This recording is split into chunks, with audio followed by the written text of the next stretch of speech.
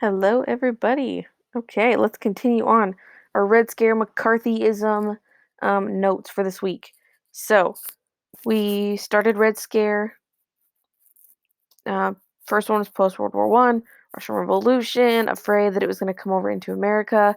Second Red Scare was more focused on government officials, Truman's loyalty order, it's spreading, who is loyal to the government, who is not, just some extreme fear of communism.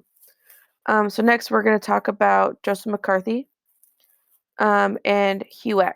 So HUAC is the House Un-American Activities Committee.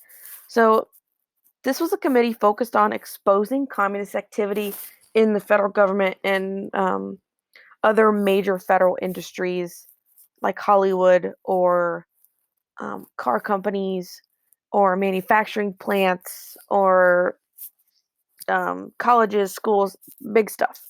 So this committee could be called in to interview people, look through records, and try and find any evidence of un-American activity.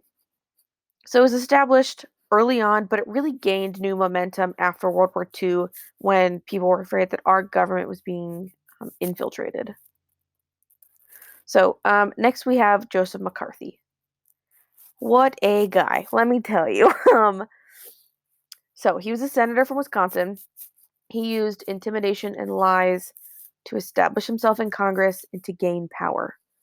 He, with the help of the HUAC, accused people of being communists and ruined careers and lives with this accusation.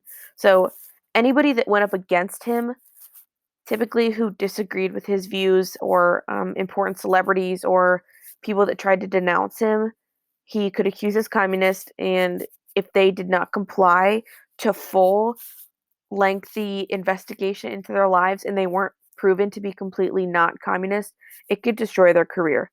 Hundreds, if not thousands, of people either lost their jobs or family or something.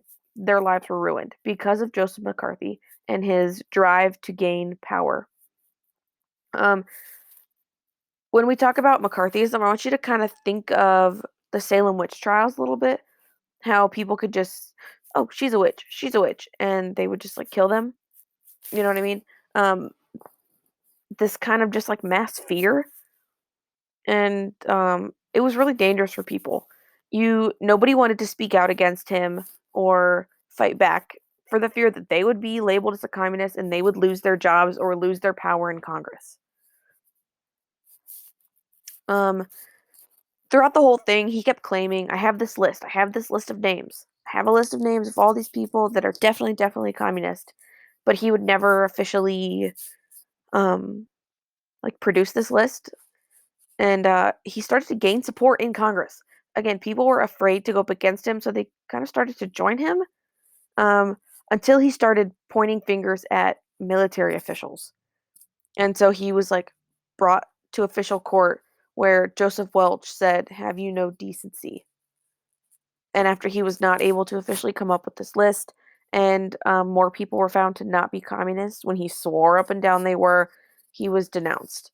And he died like 3 years later. Just kidding. That's Joe Exotic. This is Joseph McCarthy.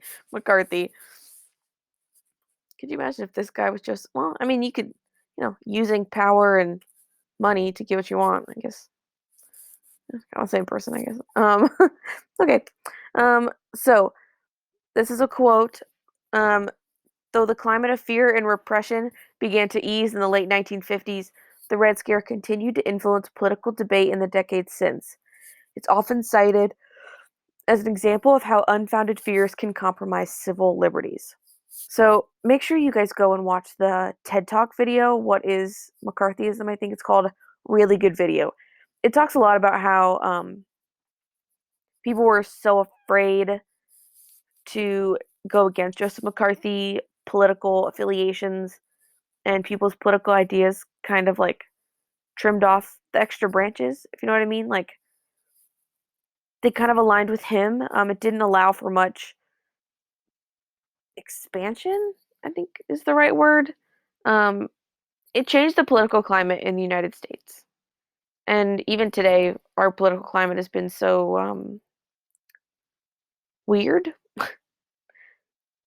And we can pull some of that and stem it from the changes in political ideas from back in the 50s. So there was a huge effect on Hollywood. Um, Part of Joseph McCarthy and others came out with a Hollywood blacklist. If you're blacklisted in Hollywood, they don't hire you for any movies or shows. So celebrities were really, really, really afraid to be put on this list. Um, a list did come out, and all the celebrities were subjected to intense investigation. Most of them said, fine, whatever, do what you want, I'm not a communist.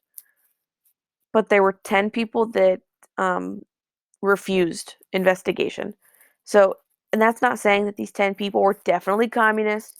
It's just saying that 10 people refused to participate. These are known as the Hollywood 10. They were sentenced to jail time, fines, and barred from working in Hollywood anymore. Obviously, this terrified people. Terrified. Just because they didn't cooperate, they were barred from working in Hollywood. So Hollywood started to tweak a little bit and put out anti-communist propaganda movies and shows to kind of just like quietly show, hey, look, we're not communist. Don't blacklist us, kind of thing. So this is the Hollywood 10. Picture of them. This guy looks way too happy to be being like jailed. Just not.